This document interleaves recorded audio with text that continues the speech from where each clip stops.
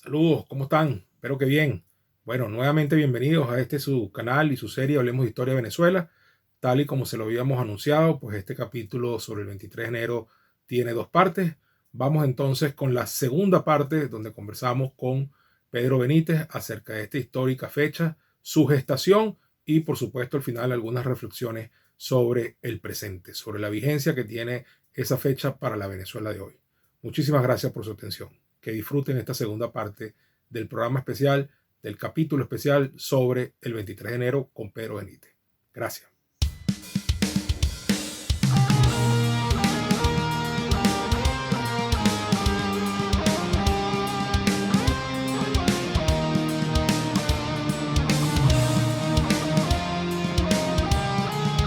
Por cierto que mi papá me contaba poco antes del 23 de enero, en esa condición de jefe, director, no sé qué, cómo es el rango del círculo militar, apareció una foto en los periódicos donde Pérez Jiménez estaba saliendo de la piscina y quien le estaba dando la toalla es precisamente Wolfgang Larrazábal. Sí, bueno, esas cosas sí, que ocurren en la lucha por el poder. Bueno, Carlos Delgado Chalbó con respecto a Gallego, Pinochet respecto a Allende, o sea, les tenían confianza, los tenían en su círculo y finalmente son los que terminan. López Contreras y Gómez. Exacto, López Contreras y Gómez, etcétera, ¿no? Hasta el último día, digo, bueno, consideraba a Gómez como su padre. Tal cual. Era lo fue, ¿no? Bueno, lo que ocurre es que una vez que Pérez Jiménez sale de Venezuela de manera muy apresurada, ¿no? Porque es que el sistema es como que se derrumba, ¿no? El incidente de la maleta, que si dejó una maleta con dinero en la Carlota y logra huir, lo que ocurre es que en Miraflores se constituye una junta militar.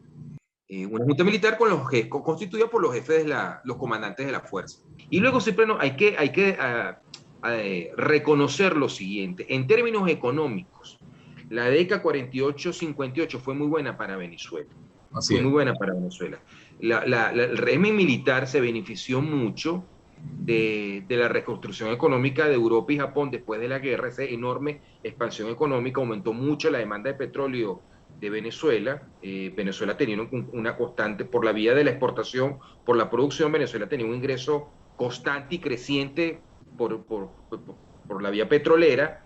Y además, Pérez Jiménez se benefició mucho de la ley del 12 de noviembre del 48, el 50-50, o Pérez Jiménez no, el régimen militar, que hizo que las ganancias de las petroleras se compartieran mitad y mitad para las petroleras y mitad para el Estado venezolano, y eso le da una abundante fuente de recursos, además de todos los planes de obras públicas muy importantes que ya venían de la época de los Contreras y que se habían ampliado muchísimo durante la Junta Revolucionaria de Gobierno. Por ejemplo, la autopista, una obra emblemática que se le atribuye a Pérez Jiménez, erradamente, por cierto, esto Mario Buffone, el profesor Mario Buffone en Obra de la Democracia, lo ha documentado muy bien y lo ha difundido en las redes sociales.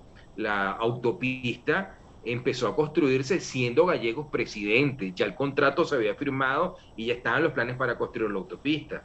La mayor parte de las autopistas se hacen durante el periodo de Carlos Delgado Chalbó y el presidente este que tú mencionabas, que estuvo 2 años, un presidente civil del 50 al 52. El doctor Suárez Flamerich. El doctor Suárez Flamerich, correcto. Pérez Jiménez lo inaugura es el primer año, ya cuando la autopista estaba prácticamente terminada. Otra obra emblemática que se le atribuye a Pérez Jiménez falsamente es la Ciudad Universitaria, que es una de las obras de arquitectura más espectaculares del continente americano. Una cosa súper moderna que se hizo, que por cierto inspiró luego la construcción de Brasilia. Brasilia tiene muchos elementos, por supuesto, a una escala mucho mayor que la Ciudad Universitaria de Caracas. Bueno, la Ciudad Universitaria se empezó a construir con Medina Angarita.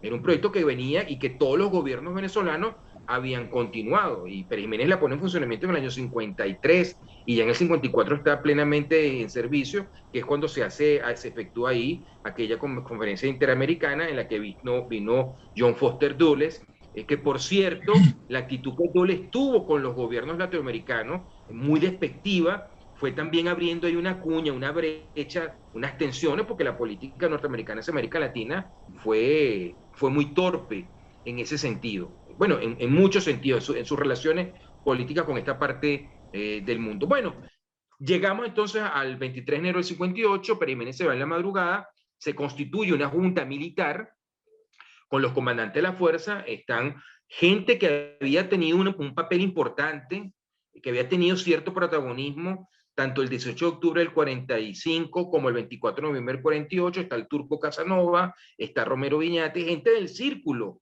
que rodean del poder militar venezolano, y por supuesto la Junta la constituye, la preside el contraalmirante Wolfgang Larrazábal. En ese momento hay una gran movilización de calle en Caracas, y entonces cuando se anuncia la constitución de la Junta en la mañana, hay protestas en contra de esa Junta en la calle. Y un sector de la juventud militar protesta contra la constitución de esa Junta. Y entonces eso da a que una crisis militar, o sea, la caída de Pérez Jiménez, da pie a una nueva crisis militar dentro de la institución, y toman la decisión de sacar a Romero Viñate y al Turco Casanova, los montan en un avión y los mandan a Panamá. Sobre eso el doctor Carmelo Loría tenía una buena anécdota que no me da chance aquí de relatar. Bueno, total, que lo sacan del país, y entonces deciden incorporar a dos civiles que tuviesen cierto prestigio, y los buscan del sector empresarial. Uno es Eugenio Mendoza, el recordado empresario Eugenio Mendoza, uno de los arquitectos, de los constructores de la Venezuela moderna, de la Venezuela del siglo XX, sin lugar a dudas fue Eugenio Mendoza, un personaje interesantísimo, realmente un gran factor en el mundo empresarial venezolano y en la sociedad venezolana. Y otro que era el doctor Blas Lamberti, se incorporan a la Junta, o sea, ellos van a ampliar la Junta. Luego, no sé si ese día Cipriano o posteriormente incorporan un profesor universitario, que es el doctor Edgar Sanabria, que posteriormente de tu Escuela de Derecho, un prestigiosísimo académico, como secretario de la Junta, y que posteriormente la va a presidir ya al final, cuando Wolfgang Larrazábal se retira para ser candidato presidencial. Que era un personaje, el doctor Edgar Sanabria. Un gran personaje, que vale la pena recordarlo. Sí, vale la pena recordarlo. Bueno, esas juntas... Mira, Pedro, tú dijiste que te ibas a ahorrar la anécdota de Carmelo Lauría sobre el evento de los miembros de la Junta. Yo te invitaría a que, si es corta y es sabrosa, la cuentes, porque este programa, entre otras cosas, se caracteriza por muchas anécdotas. Pero yo te contaba uno del doctor Sanabria rapidito, que fue profesor de mi papá en la Universidad Central, y mi papá siempre me repetía este cuento sabrosísimo, que cuando comentaban que se había muerto alguien y le preguntaban que si iba a ir para el velorio, él decía: no, yo no voy para ese velorio porque esa persona ya no va a ir para el mío. Claro. Bueno, ahí en la época más dura, de la lucha armada, en la Universidad Central, en la que la policía de reserva no podían entrar, el grupo armado tomaba el control de la universidad, el doctor Sanabria, yo todavía siendo estudiante, había gente que lo recordaba, iba puntualmente a sus clases de derecho. No recuerdo no recuerdo qué cátedra daba. Él iba puntualmente a su clase de derecho. Lo recuerdo un hombre siempre muy bien vestido, muy tradicional, muy pulcro, ¿no? Y él iba puntualmente a sus clases e iba con una pistola. Y cuando llegaba ponía los libros tú sabes que en la Escuela de Derecho da justamente hacia un pasillo que al frente está la Facultad de Ciencias Económicas y Sociales. Entonces tú desde afuera tú puedes ver las clases. Correcto. Bueno, y él iba sin guardaespaldas. Y llegaba con su libro y ponía la pistola era muy famoso por eso. Y con eso daba las clases. Y en una ocasión, esta es la versión que yo escucho esta versión por varias fuentes distintas. Uno de estos estudiantes de la extrema izquierda le quitó la pistola. Y le dijo: bueno, doctor Sanabria, ¿y ahora usted qué va a hacer? Y el doctor Sanabria, con mucha calma, con mucha sobriedad, con mucha parsimonia, se abrió el saco y le dijo: bueno, joven, resulta ser que esa pistola no está cargada, pero esta que está aquí sí está cargada, y le sacó la otra. Ese era Edgar Sanabria. Bueno, tú sabes primero que la elección de Betancourt, cuando Betancourt finalmente es electo presidente ese año, en diciembre de ese año, hubo una crisis militar. Un sector del ejército no quería que Betancourt fuera presidente, y presionaron a Sanabria. Y Sanabria le dijo: bueno, señores, quiero que sepan que aquí yo voy a hacer respetar el resultado electoral. Y si me vienen a sacar, quiero que sepan además que estoy armado y voy a echar plomo. Un hombre civil, un hombre de leyes, un un profesor universitario, un abogado, pero resteado, pero con aquella dignidad, claro, y con aquel coraje, ¿no? Un hombre realmente, un venezolano muy interesante, el doctor Edgar Sanabria. ¿Cómo no? Bueno, él va a ser también parte de esa junta. Esa junta, Cipriano, a lo largo del 58 va a sufrir varios cambios. El año 58 es un año muy convulso. Las Fuerzas Armadas realmente están divididas. Van a empezar a regresar los exiliados, pero dentro del mundo militar hay una gran oposición al retorno de Acción Democrática, a la vida legal y a la posibilidad que regrese al poder, y eso va a dar pie a nuevas crisis militares. También hay una gran agitación de calle, ya la juventud, sobre todo de Caracas, y la juventud de Acción Democrática y del Partido Comunista entra en la etapa de radicalización, que van a ser las semillas posteriormente de la lucha armada. O sea, Venezuela entra en una etapa de inestabilidad política, que el que va a amarrar eso y a calmarlo finalmente va a ser Rómulo Betancourt. Eso es la situación que Betancourt va a heredar y va a tener que manejar. Hay una situación de crisis social, de mucho desempleo, el tránsito de la economía agrícola tradicional venezolana, basada en el cultivo del café, a la economía petrolera. No fue fácil, fue traumático, porque arruinó el campo. Eso tienes que unirlo, que Venezuela venía un proceso muy rápido de modernización y de urbanización. Entonces era el cambio dramático de aquella Venezuela rural a una Venezuela urbana y moderna, de Venezuela tradicional a una Venezuela moderna, a una explosión demográfica. Esto también hay que mencionarlo y se olvida mucho, Cipriano, cuando se anhela, porque aquí hay hechos anecdóticos personales, pero también hay un contexto socioeconómico e histórico, cultural, que no hay que olvidar. Venezuela fue hasta la época del general Gómez un país con una demografía muy débil, porque la mayor parte del país estaba cubierto por la malaria, ¿no? Con niveles con esperanza de vida muy corta, una mortalidad infantil enorme.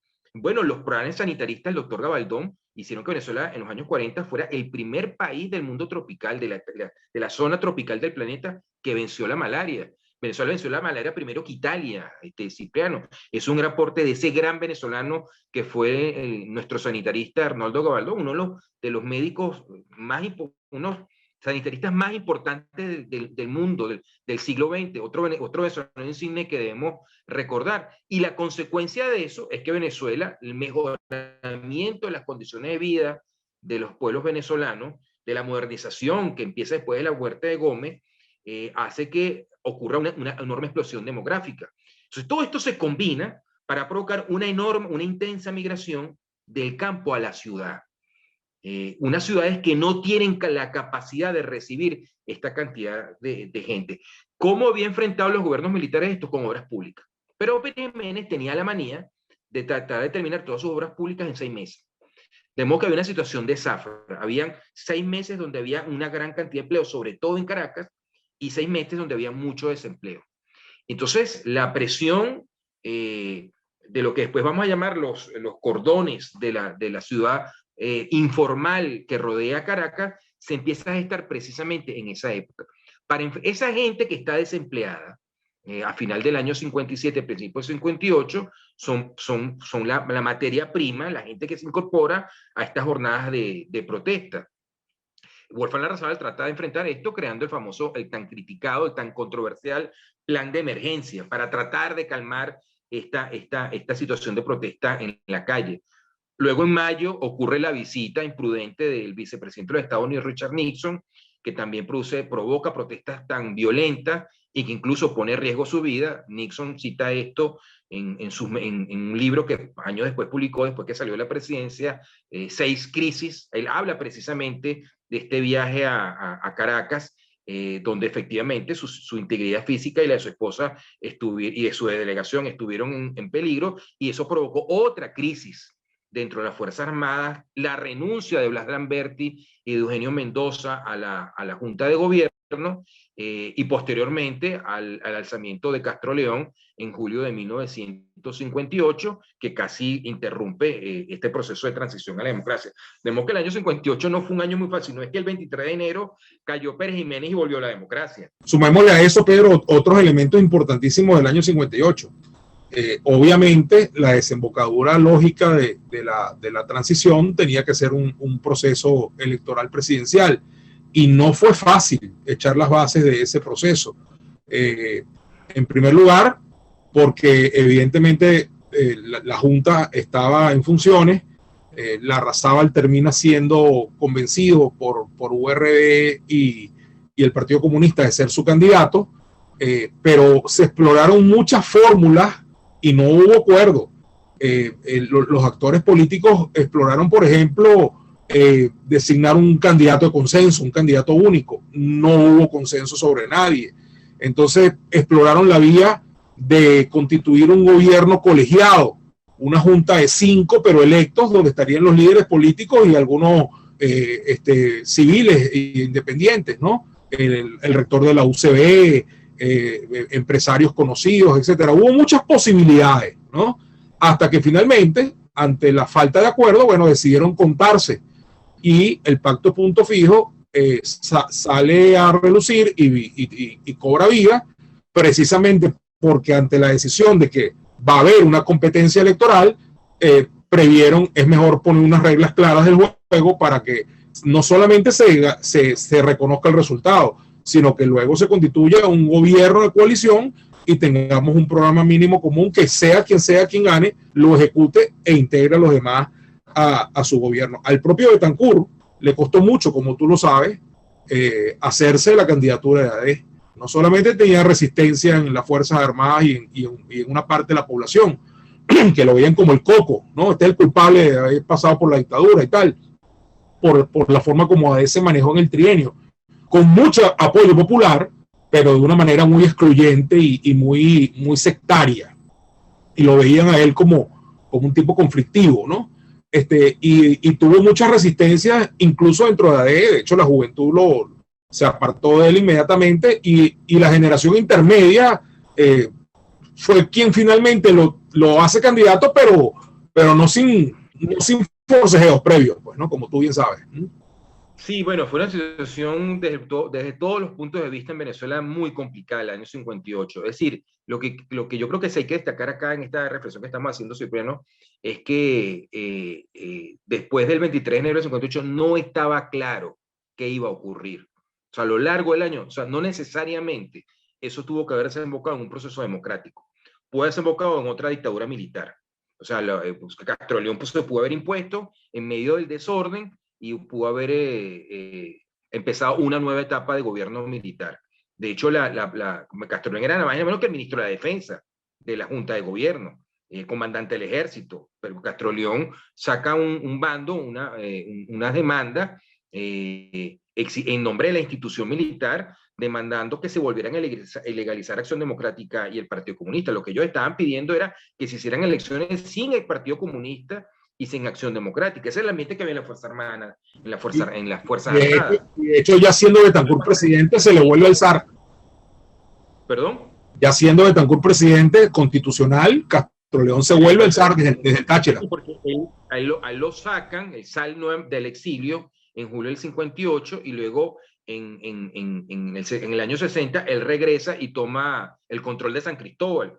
En una época, en el momento en el cual, curiosamente, el secretario general de Acción Democrática en el Táchira era Carlos Andrés Pérez. Uno de los que devela el golpe. Carlos Andrés tiene un papel muy importante develando y enfrentando el intento de golpe de Castro León en el Táchira, que años después Betancur va a decir que va a ser uno de los intentos más graves que tuvo en contra de su gobierno. Y esa situación... Pero Betancur estaba consciente, pero, ¿sabes?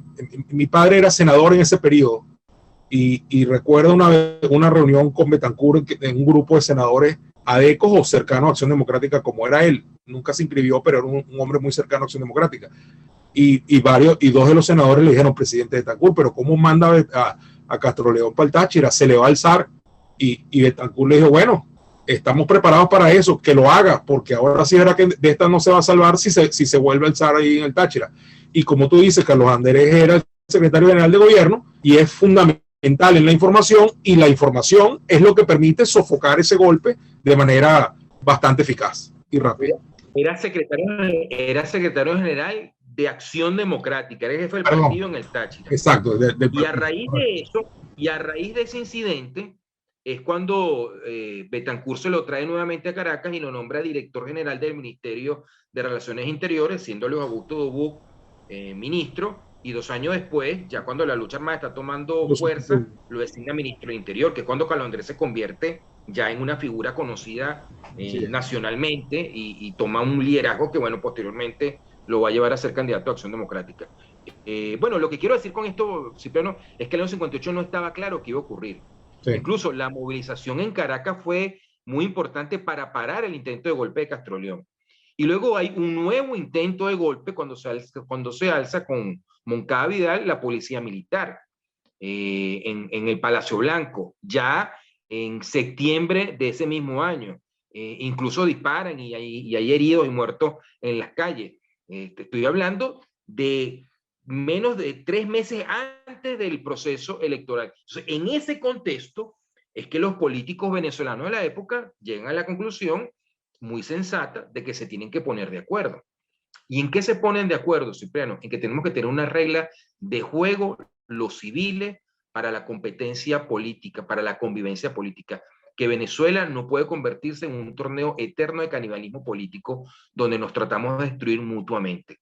Lo que Guzmán Blanco había llamado el gallinero, que Venezuela, él decía que Venezuela era un gallinero, donde las gallinas se turnaban, las que estaban arriba, cagaban a las que estaban de abajo y luego cambiaban de posición. Esa lucha cainita, como la llamaba Betancur, había que ponerle fin, había que civilizar la competencia política en Venezuela, esa competencia de autodestrucción que todos concluían le había hecho mucho daño al país y que había sido una de las causas del derrocamiento de Rómulo Gallego en noviembre del 48. Entonces llega a un acuerdo político. Bueno, nos vamos a contar, pero el que sea electo presidente va a recibir el respaldo de los que pierdan y los va a incorporar el gobierno. Entonces vamos a hacer un gobierno de coalición, un gobierno en el cual nadie tenga mayoría.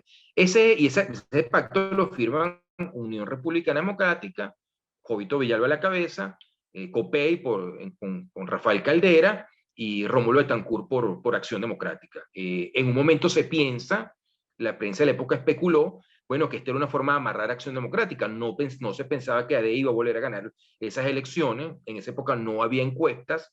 Caracas se había vuelto muy antiadeca por razones que no tengo totalmente claras, pero una hipótesis la acabas tú de mencionar, de que, bueno, acusaban a AD y a Betancur concretamente de ser los responsables de la dictadura militar, le achacaban eso, pero lo cierto es que Acción Democrática en el interior tenía una fuerza enorme, en la provincia y en las zonas campesinas. Y aunque Wolfram Larrazábal sacó una votación muy importante y ganó en Caracas y en el centro en general, cuando empiezan a llegar los votos del interior, pues la cosa era claramente a favor de... Hay una anécdota en esto, Cipriano, que es que Luis Lander era jefe de campaña de Betancur.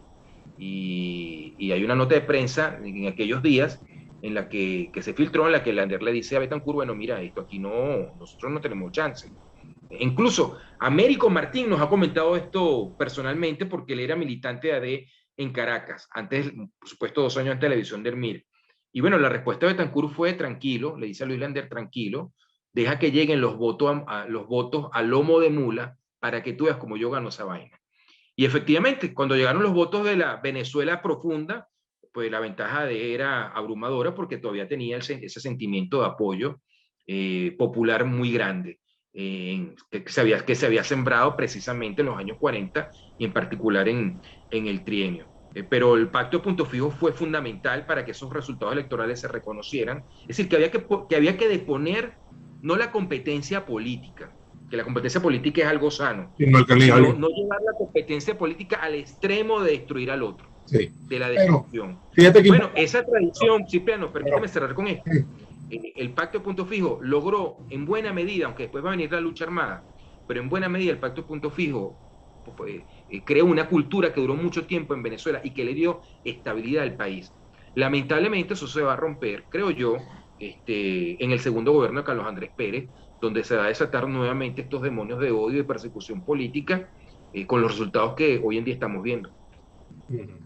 Sí, correcto. Bueno, y de hecho, por eso el pacto, que fue un pacto realmente pensado y hecho, diseñado para regir solamente el primer gobierno de la democracia, el primer quinquenio, termina dándole nombre a todo el sistema durante los siguientes 30 y pico de años, porque la gente entendía que el espíritu de esos entendimientos políticos entre AD, COPEI y las minorías, el MAS se terminó incluyendo en los 70 como una suerte de tercera pata del sistema, y lo fue. Ocupó muchas veces las vicepresidencias del Congreso, por ejemplo, tanto de senadores como de diputados, y otras minorías que surgieron o que venían de atrás tuvieron vida política, y ese sistema que Juan Carlos Rey llamaba sistema de conciliación de élites, la gente vulgarmente lo llamaba el sistema punto fijista, y así quedó para la historia, ¿no? Y de hecho, bueno, Chávez cabalgó mucho sobre ese tema, ¿no? Bueno, a mí siempre me ha parecido más, por cuestiones de gusto, ¿no? Siempre me ha parecido más apropiado lo de sistema punto fijista. Porque Sí. ¿en qué consistió? Evitar que un grupo político hegemonizara al otro. O sea, Claro. ¿cuál fue el gran error del trienio Adeco? Que AD terminó controlando todos los poderes públicos. Entonces, fue muy sectario. Claro, entonces la oposición se sentía desválida. O sea, Sí. había que darle a la oposición un espacio político. Y entonces, ese es precisamente el error que Betancourt corrige con el pacto de punto fijo. El pacto no se cumplió hasta el final del quinquenio, porque por el tema de la lucha armada, URD se salió. Los comunistas siempre han alegado que se les excluyó del pacto, ¿no? Que no se les permitió suscribir el pacto, cosa que es cierto, que es verdad, pero no es toda la verdad. Pero al final quienes sostienen el pacto son ADCOPEI. O sea, la actitud que tuvo el presidente Caldera de cumplir su palabra hasta el último minuto y pagando un costo político por eso, por cierto, por parte de COPEI y de Caldera. Sin embargo, a largo plazo eso benefició muchísimo a COPEI, porque le dio a ese partido una imagen de seriedad, de respetabilidad, y no es casualidad que haya sido el partido de la alternancia política durante esa época. Dos partidos que se ven enfrentados muy duramente en el trienio. No, y creció. Y COPEI creció con el gobierno, porque justamente con la salida de URD, entonces obtiene más ministerios, empieza a penetrar en temas de política pública en áreas donde no había penetrado. Por ejemplo, el hecho de que Jiménez Landines fuera ministro de Agricultura le permite una entrada a COPEI al campo que no tenía antes, ¿no? Eso es lo que tú dices, los votos que venían a Molo Luma, de Mula. Bueno, justamente ese terreno lo tenía ganado AD, no solamente porque AD había llegado allí y había conquistado allí el corazón de mucha gente, sino porque no tenía competencia. O sea, COPEI no había penetrado todavía en esos momentos a la Venezuela profunda, por llamarlo. Es que esto lo dice Manuel Caballero, hasta la llegada de Acción Democrática a la política en los años 40, no se había hecho, o sea, desde la época del Partido Liberal Amarillo en el siglo XIX, nadie ha hecho política en el interior de Venezuela, hasta que llega de. Eso lo menciona Manuel Caballero. Bueno, y hay que reconocerle esta competencia. Sí, y hay que reconocerle a Jovito Villalba que a pesar de que su partido sale del gobierno y ya empieza la lucha guerrillera y muchos cuadros de URD se suman a ello, Jovito Villalba como cabeza política, como referencia, como líder, se mantuvo en lo que llamamos ahora la oposición legal. Es decir, se salió del gobierno por las diferencias que tuvieron con Betancourt por el tema de Cuba y las sanciones en la OEA, pero él mantuvo una posición de oposición legal. O sea, no se metió en la conspiración, no ocupó la lucha guerrillera, no se hizo aliado de Fidel Castro, él se mantuvo en la posición de un demócrata, y eso hay que reconocérselo a Jovito Villalba hoy en día. Eso es cierto, y su candidatura en el 63 fue muy importante. Así es. Es más, desde el gobierno de Betancourt se estimuló que él fuera candidato precisamente para crear el clima electoral. Y luego yo creo que aquí hay, para cerrar el broche de oro de este proceso de consolidación del inicio de ese proceso democrático en Venezuela, bueno, aquí yo creo que también un aspecto muy importante que yo creo que se debe mencionar, Cipriano, que se introduce en la no reelección presidencial inmediata en la Constitución, aunque se dejó abierto la posibilidad de que los expresidentes se pudieran postular 10 años después de abandonado el mandato. Y luego que Betancourt, aprendiendo que era un gran conocedor de la historia venezolana, un gran amante del estudio de la historia venezolana, Bueno, decía que para ser presidente había que leerse todos los tomos de la historia de González Guinán. Los 14 tomos de la historia de González Guinán. Es probable que, yo sí creo que se los debe haber leído, ¿no? No, sí, estoy seguro. Porque tenía una visión histórica muy clara. Fíjate tú, pero no quiero conectar esto con el inicio de nuestra conversación. Él sabía que los problemas sucesorios eran donde empezaban, eran los quiebres que provocaban la inestabilidad y la posible caída, la eventual caída de los regímenes políticos en Venezuela, desde la época del general Páez. Él tiene eso claro. Entonces él no se involucra en la campaña del 63, se mantiene totalmente armado. De hecho, ahí siempre hubo el rumor, la especulación de que la candidatura de Raúl Leoni a él no lo había entusiasmado o no lo había convencido. Pero lo cierto es que él no se involucró en la designación del candidato presidencial de Acción Democrática, a pesar de que Leoni era su hermano, los dos habían fundado AD, habían jugado llave durante mucho tiempo, durante 30 años, en la lucha política venezolana, desde que estaban en la universidad en el año 28, pero él no se involucra en la designación del candidato presidencial. Salieron al exilio juntos ese año, salieron al exilio juntos. Sí, no se involucra en la campaña presidencial del 63, sino que él se dedica a que el proceso electoral se realice, pese a que ya la guerrilla que estaba operando llamó a boicotear ese proceso y llamó a una extensión armada, Cipriano, sí. Y pese a eso la gente salió a votar. Y luego de la victoria inesperada de Leoni, no se esperaba que con todas las dificultades que había tenido el gobierno de Betancur, algún día hablaremos de eso, con dos divisiones que el partido había sufrido, primero la del MIR y luego la del ARS, AD tuviera oportunidad de ganar, pero lo cierto es que AD todavía conservaba una fuerte presencia en todo el país y la oposición se presentó dividida. Se presentaron tres candidatos fuertes que dividieron el voto opositor. Caldera, que se llevó todo el voto de los Andes, que era el bastión copellano, que fue el bastión copellano por mucho tiempo. Se presentó Jovito Villalba, como tú mencionas, que también sacó una votación apreciable. Jovito sacó más de 400.000 votos, una votación muy importante en esa época.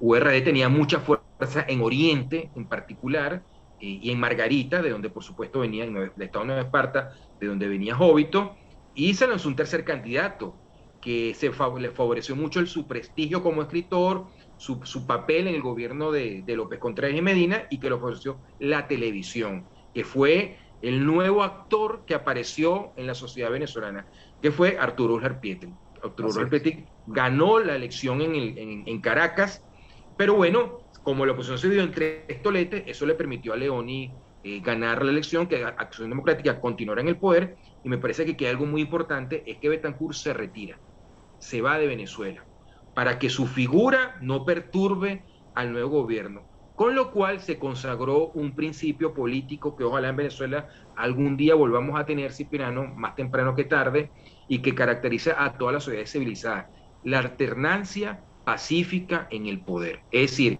Betancur no hizo ninguna maniobra para perpetuarse en el poder, ninguna maniobra continuista, como le habían hecho Páez, como le había hecho Monaga, como le había hecho Guzmán Blanco, como le había hecho Gómez, como le intentó hacer el general López Contreras. Recordemos Cipriano, que lo que provoca la crisis del 45 es el enfrentamiento entre Medina y López Contreras por el tema de la candidatura presidencial.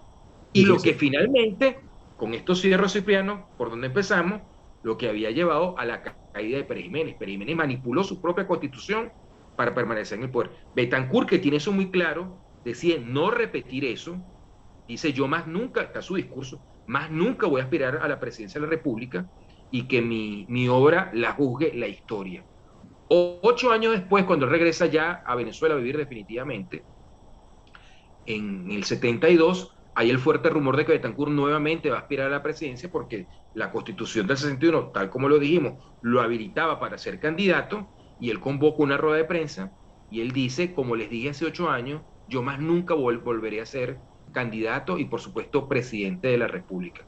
Y le da paso a una nueva generación, que es cuando Carlos Andrés Pérez llega por primera vez a la presidencia. Ese proceso, Cipriano, fue fundamental para consolidar el proceso democrático en Venezuela. Eso fue lo que lamentablemente se empezó a destruir en Venezuela en los años 90 y en particular con la instauración del régimen político que empezó a andar su andadura en enero de 1999. Excelente, Pedro, ¿no? Muy buen comentario y además el tema del legado que dejó Betancur en tantos sentidos es una cosa que hay que no solamente estudiarla, sino que retomarla y divulgarla para que veamos qué tronco de referencia tenemos en Rómulo Betancourt y además todo lo que dejó como ejemplo vivo con sus propias conductas, con sus propios actos para los demás, porque obviamente predicó con el ejemplo. Dijo que no quería volver a ser presidente y no lo fue. Dijo que se iba a retirar después de su presidencia constitucional y esto es un comentario importante, no solamente por no hacerle peso a Leoni, sino que una de las cosas que alegó era que no quería que nadie pensara que estaba tutoreando a Leoni, como había sido la práctica de muchísimos expresidentes que intentaban era poner a alguien cercano para gobernar ellos tras bastidores. Ese no fue el caso de Betancourt. Betancourt no solamente es que no se involucró en la candidatura presidencial de AE, sino que además se retira al exterior durante todo el gobierno de Leoni, entre otras cosas, como tú dijiste, para no hacer ningún tipo de peso ni de sombra, pero también para no caer en la tentación de tutorearlo, de intentar ser él quien mandase por detrás, ¿no? Entonces eso es muy, muy importante. Ahora, yo quisiera, agradeciéndote, Pedro, de haber estado aquí, de verdad valoro mucho tu tiempo y toda esta conversación que ha sido tan interesante. Me parece que es correcto traer algunas reflexiones, un par muy rápidas, con respecto a lo que hemos llamado el espíritu del 23 de enero y la coyuntura actual. Ahí, obviamente, el pacto Punto Fijo es un pacto post caída de la dictadura. El 23 de enero es una fecha que, como ya dije, es una fecha que se ha convertido en patria. Todo el mundo la celebra, hay consenso sobre el 23 de enero. Solamente una muy pequeña minoría que todavía añora a Pérez Jiménez no lo considera así, pero hay algunas cosas importantes, ¿no? Como dije, si bien el pacto Punto Fijo es post caída, había mucho acuerdo político antes de la caída. De hecho, ese acuerdo político terminó o fue motor fundamental para que ocurrieran las cosas que ocurrieron, ¿no? Nos ha contado Américo Martín en otro programa que, bueno, que la huelga estudiantil del año 57 fue producto de un consenso de las juventudes de los partidos que pertenecían a la Junta Patriótica, AD, COPEI, URD y el Partido Comunista. Y antes de la caída de la dictadura había ya justamente esa instancia donde se tomaban decisiones, donde se articulaban esfuerzos. Y un detalle que tú dijiste, me parece muy importante, es el tema de que había una política hacia las Fuerzas Armadas. Y al final, cuando todo parecía estar muy tranquilo y todo parecía que, o todo indicaba que Pérez Jiménez se podía perpetuar en el poder o por lo menos durar varios años más, de la noche a la mañana las cosas empezaron a cambiar y eso no es producto de la casualidad, eso es producto de que estaban las condiciones dadas para que eso ocurriera, porque no había tal nivel de cohesión dentro de las Fuerzas Armadas y era posible el resquebrajamiento del régimen, lo cual empezó a ocurrir precisamente a partir del 1 de enero del año 1958 y se extendió durante 22 días más. Así que siempre los quiebres son posibles y a veces se dan en el momento que nadie espera que se den o cuando menos se piensan que se puedan dar. Y se dan porque el caldo cultivo está allí y simplemente hay cosas que empiezan a detonar fenómenos y terminan ocurriendo. Ahora es muy importante el tema de la unidad de los factores políticos que están adversando a un régimen dictatorial. Eso es fundamental y yo creo que ahí hay mucho que aprender. Se han logrado momentos de unidad muy importantes recientemente, pero también ha habido momentos muy, muy, muy, muy duros, muy tristes y muy desalentadores, como por ejemplo los que vivimos en el año 2021. Así que arrancamos muy bien en el año 2022 con la elección de Barinas, que fue además un elemento importante que impulsa la dinámica política, genera una nueva esperanza sin caer en ilusiones tontas de que ya todo se arregló, pero allí hubo una expresión de unidad que arrojó sus resultados con mucha organización y movilización. Bueno, estimados amigos, esto ha sido todo por hoy. Despedimos a nuestro buen amigo Pedro Benítez Y queremos decirles que una de las fotografías que vieron cuando estábamos hablando del día en particular del 23 de enero y que ahora la vuelven a ver en pantalla, es una foto muy famosa, es una foto que se ha publicado muchas veces aquí y afuera. Es una foto que revela claramente, expresa muy claramente la euforia, el ánimo colectivo que había ese día. Es una foto del 23 de enero que demuestra muy bien cómo la gente se echó a la calle, a pie, en carro y tal. Y lo importante, y por eso hago mención especial de ella, es que esta foto, a pesar de que es conocida, nos la hizo llegar el señor Alirio Deroy Chávez, que está en esa foto, aún vive, gracias a Dios, y bueno, fue protagonista en primera fila de esa manifestación popular que se dio el 23 de enero de 1958. Cuando se fue el general Marco Pérez Jiménez, yo estaba en una reunión familiar en mi casa con unos amigos. Cuando oímos la noticia por Radio Rumbo, que el general había agarrado las maletas y se había ido con doña Flor de Pérez Jiménez y su dos hijas para la Carlota, agarrar el avión La Vaca Sagrada, que era el avión presidencial. De allí el pueblo no supo más nada de hacia dónde lo llevaban, ¿no? Y luego nosotros en mi casa le dije a mi gente que estaba conmigo, no, yo tengo el vehículo mío allí, vámonos. Chevrolet convertible, le bajamos la capota al carro y nos fuimos todos y entramos por la vía de Chacao, donde aquello estaba lleno de carros por todas partes. Nos metimos en la cola y seguimos rodando y gritando todo el mundo. Y llegamos a Chacaíto, la misma cuestión, la misma parranda, la gente gritando, abajo Pérez Jiménez, fue Pérez Jiménez. Y de allí llegamos a Sabana Grande, cuando ya eran como las 5 de la mañana, y me di cuenta de que un fotógrafo estaba preparando la cámara y le dije a la gente mía, prepárense que hay un fotógrafo que va a tomar fotografía. Allí fue donde tomó la foto esa que sale todos los 23 de enero en prensa. Alirio Deroy, por supuesto, el conductor. Después está el señor Ignacio Hernández, Víctor de Santiago, la señorita Carmen Elena Cabrice, Medaldo Guadalupe Deroy Chávez y Harold Deroy Chávez, quienes me acompañaron en esa foto. Bueno, con este comentario, ahora sí cerramos este capítulo que ha sido muy interesante sobre el 23 de enero y su vigencia actual. Y bueno, los invitamos siempre a suscribirse a nuestro canal y a seguirnos en nuestras redes sociales. Ahí les dejo eso. Hasta la próxima. Que estén muy bien.